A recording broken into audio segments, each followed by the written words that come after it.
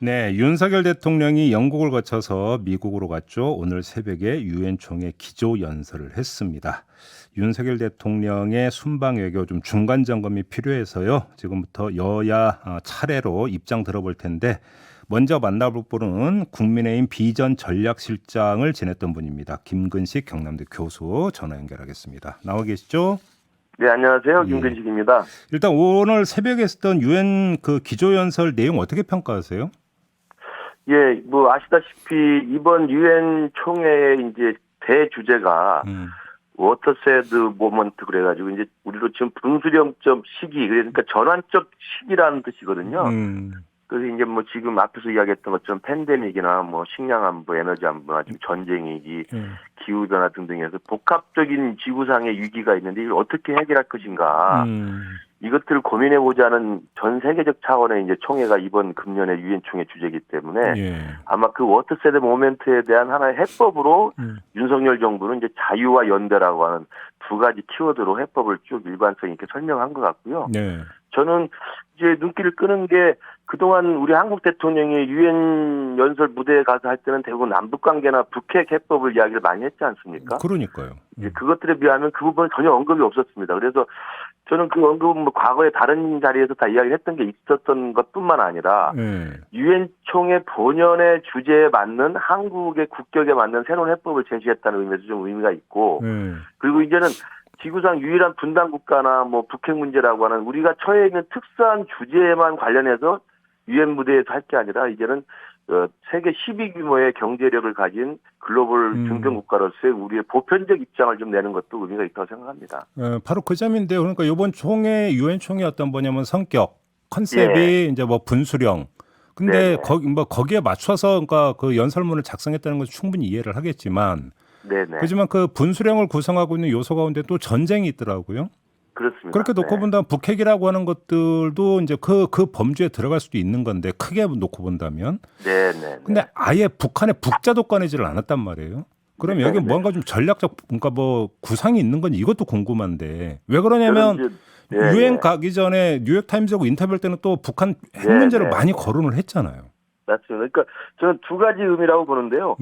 첫 번째는 자유와 연대라고 하는 그 자유의 가치를 전 범세계적 차원에서 확대하고 확산하기 위한 국제 무대로서의 유엔 총회의 어떤 연대와 협력이 중요하다는 일관된 메시지인데 그 자유와 연대라는 그 가치가 사실은 넓게 보면 북한의 비핵화 문제 그리고 대북 정책에 대해서도 자유의 확산이라고 하는 그런 측면에서 이제 그 북한이라는 관점을 보고 있다는 그런 포괄적 해석도 되고요. 그리고 두 번째로는 지금 말씀하신 것처럼 이미 8.15 경축사에서 윤석열 정부가 담대한 구상이라고 하는 대북 제안을 해놓은 상태고 그런데 그에 대해서 뭐 아시다시피 김여정 부부장은 뭐 공개적인 석상에 나와서 윤석열 대통령을 좀 비난하고 있는 상황이고. 네, 그렇긴 하죠. 예. 그렇죠. 그리고 또 최근에는 그 최고인민회의 시정연설에서 뭐 김정은이 직접 밝혔지만 핵 선제 공격까지 가능한 이런 핵 법령을 만들지 않았습니까? 그렇기 때문에 북핵 문제나 대북 정책에서 지금 상황에서 북한이 전혀 거기에 대해서 대응할 여건이 안 돼 있고 받아들일 준비가 안 돼 있는 상태에서 그걸 또다시 유엔 총회장에서 말할 필요는 없다는 아마 전술적 계산도 있었던 것 같습니다. 아, 그렇게 봐야 되는 겁니까? 어차피 지금 이야기해봤자 공허하다. 네, 맞습니다. 예. 그렇게 본다. 그러면 잠깐 그 얘기 나온 김에 우리 그 김근식 교수님 또 북한 전문가이시기도 한데 지금 바로 언급하셨던 그 핵 법제화 있잖아요, 북한에. 이 움직임은 어떤 포석으로 읽어야 되는 겁니까? 그게 사실은 지구상에 유례가 없는 핵 국가의 선제 공격 독트린인데요. 뭐 아시겠지만 핵을 가진 나라가 합법적으로 가지고 있는 나라가 이제 그 P5라고 그래서 5개 국가들이 보장이 돼 있고 또 이 NPT 체제 바깥에서도 지금 핵무기를 갖고 있는 나라가 있지만 그 어떤 나라도 핵 독트린을 발표할 때는 선제 공격을 안 한다고 합니다. 그래서 핵 공격을 받을 때만 어쩔 수 없이 불가피하게 핵 대응을 한다는 논리인데 이번에 북한이 법제화시킨 이 핵 통제 법령을 보면 정말 놀랍게도 핵 공격을 받지 않아도 핵을 선제 공격할 수 있게 해놨고요.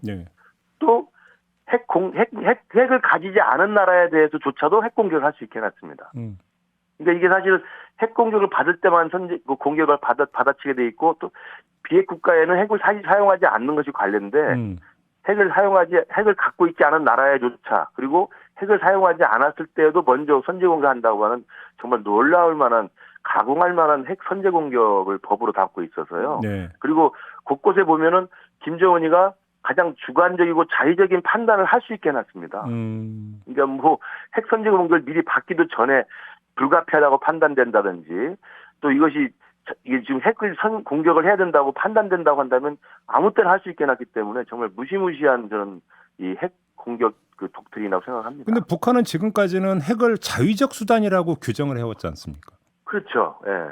근데 그걸 이제 제가 볼 때는 김정은 시대 들어와서 북한의 대미 전략이나 대남 전략 그리고 핵 전략이 완전히 좀 본질적으로 바뀌고 있다고 생각을 해요. 그래요? 그러니까 핵 포기를 할 생각은 이제 전혀 없는 상태가 됐고 핵 포기를 포기한 데 더해서 이제는 핵 무기를 가지고 있는 것을 이제는 기정사실화해서 다른 미국이나 중국이나 러시아 같은 핵 보유 국가에 대해서 대등한 위치에서 핵 국가로서 이 문제를 좀 삼으려고 하는 그런 아주 굉장히 담대한 그 배짱을 보이고 있다고 생각합니다. 그러면 웬만한 카드를 가지고 그 협상에 나서봤자 미국이나 우리가 나서봤자 별로 응하지 않을 거다 이렇게 전망하시는 겁니까? 저는 개인적으로 그렇게 생각합니다. 그래서 사실은 지금까지 해왔던 비핵화 협상 그리고 북핵 정책을 그대로 답습해서는 지금 북한의 비핵화 문제를 끌어내기는 굉장히 이제 어려운 시점을 지나고 있지 않느냐. 저는 국민 여러분도 그렇게 좀 현실적으로 받아들일 거라고 생각합니다. 그렇게 본다면 광복절 경축사에서 윤석열 대통령이 발표했던 담대한 구상도 별로 담대하지 않은 거 아닙니까? 그러면?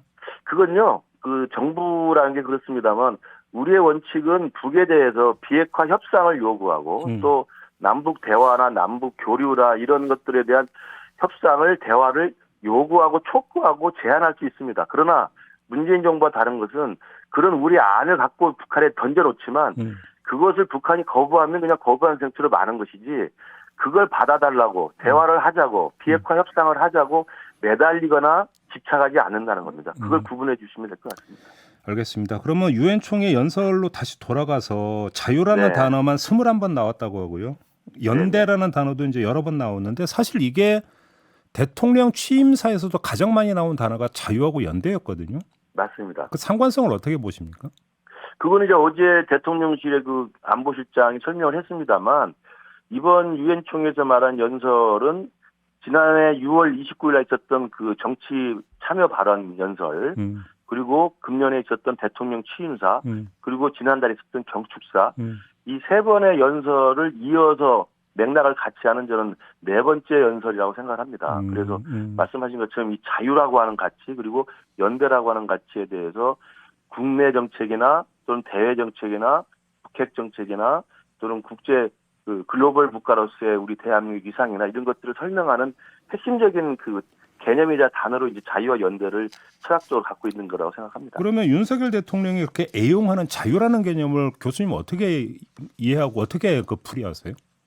그러니까 지금의 동북아 질서를 비롯해서 세계 질서가 신냉전 시대라고 이야기하고 그다음에 경제 안보 복합 위기의 새로운 국면이라고 이야기하기 때문에 과거의 냉전 시대가 50년 넘게 지속됐다가 또 탈냉전이 한 20, 30년 지속되지 않았습니까? 네.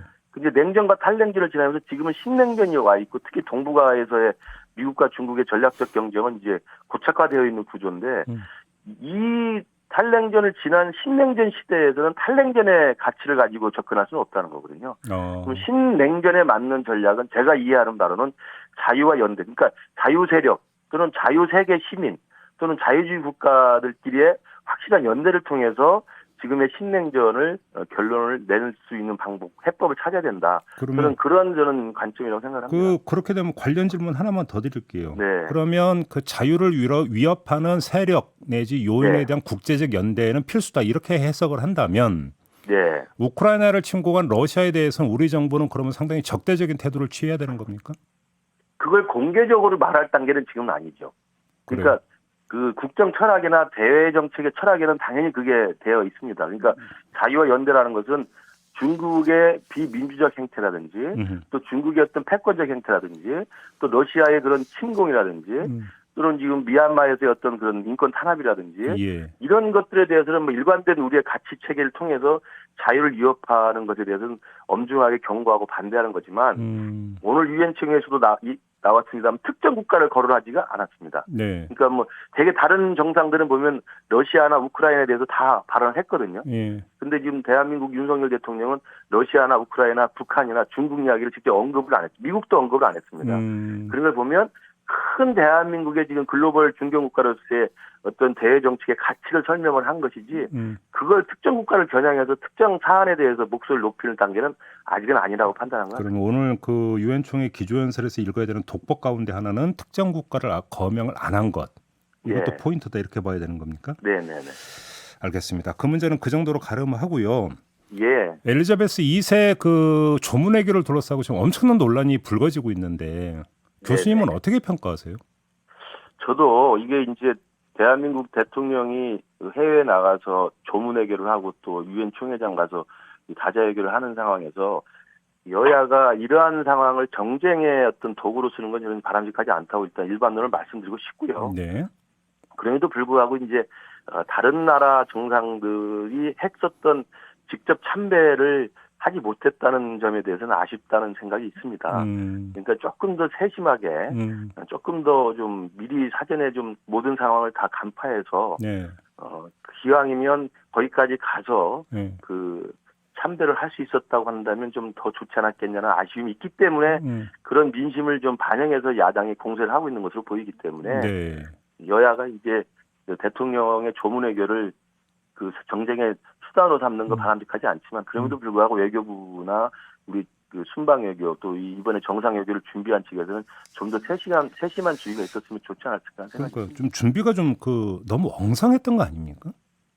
말입니다. 그러니까 구체적인 상황은 지금 대통령실에서 밝힌 대로 영국 왕실과 네. 사전 조율이 일관되게 있었고 그리고 그 당시 현지에서의 상황이 그랬다는 것으로 설명이 됩니다. 그래서 그것이 또 충분히 이해할 만하고 납득할 만합니다만 그런 것까지를 감안해서 충분히 참배까지 할 수 있는 세심한 외교적인 어떤 노력, 준비 이런 것들은 좀 아쉽다는 생각이 듭니다. 그러니까 뭐 영국 왕실과 조율을 했다고 이야기를 하는데 예를 들어서 이건 뭐 가정 상황입니다. 뭐 네. 팩트라는 얘기가 아니라 가정으로 우리는 지금 우리 일정 때문에 영국 그러니까 그 런던 공항에 3시 39분에 내린다. 그러면 영국 왕실에서 그러면 조문 못하니까 더 일찍 오세요. 이렇게는 얘기를 안 할 거 아닙니까?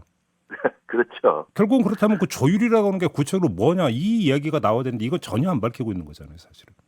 그러니까 이제 영국에 도착을 해서 참배하고 조문하고 그다음에 장례식에 참석하는 것이 가장 큰 줄기의 조문회교 아니겠습니까? 네. 그걸 예상을 하고 서울을 출발했지 않겠습니까? 그러니까요. 그러면 서울 출발 이후에 런던 도착 일정 그리고 런던 도착 이후에 조문과 참배와 장례식 참석 그다음 리셉션 이런 일정들을 당연히 사전에 다 확인을 했어야 된다고 생각합니다. 네. 저는 그 확인 과정에서 그 지금 외교부의 설명이나 대통령의 설명은 두 가지 경우를 다 같이 고려를 했다는 거죠. 그러니까 말씀하신 것처럼 먼저 조문을 하고 그리고 리셉션에 가는 방안도 먼저 사전에 가능한 시나리오로 생각을 했었고 그게 안 된다면 바로 리셉션 가고 그다음에 장례식 간 다음에 조문록을 작성하는 또 하나의 시나리오도 준비를 했었다는 것이기 때문에 그 둘 중에 결국 후자가 현실화된 것이죠.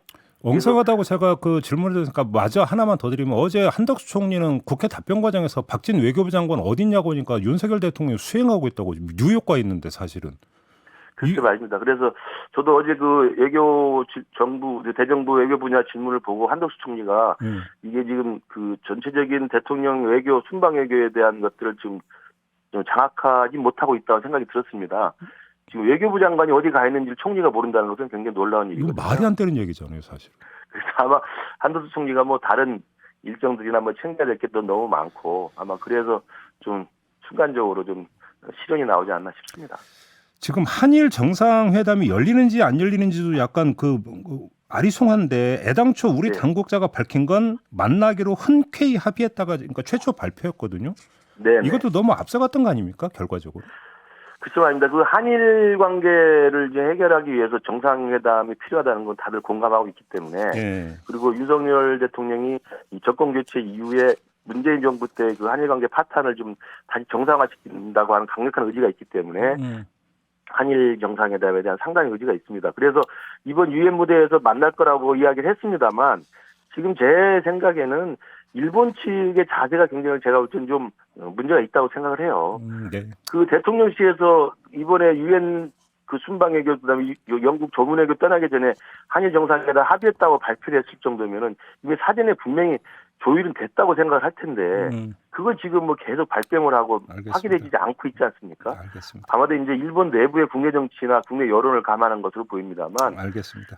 저는 일본이 그렇게 합의했거나 조율한 상태인데도 불구하고 계속 NCN대로 가는 것은 저는 적절치 못한 태도라고 봅니다. 네, 마무리해야 되겠네요. 고맙습니다, 교수님. 네, 감사합니다. 네, 국민의힘 비전전략실장을 지냈던 김근식 경남대 교수였습니다.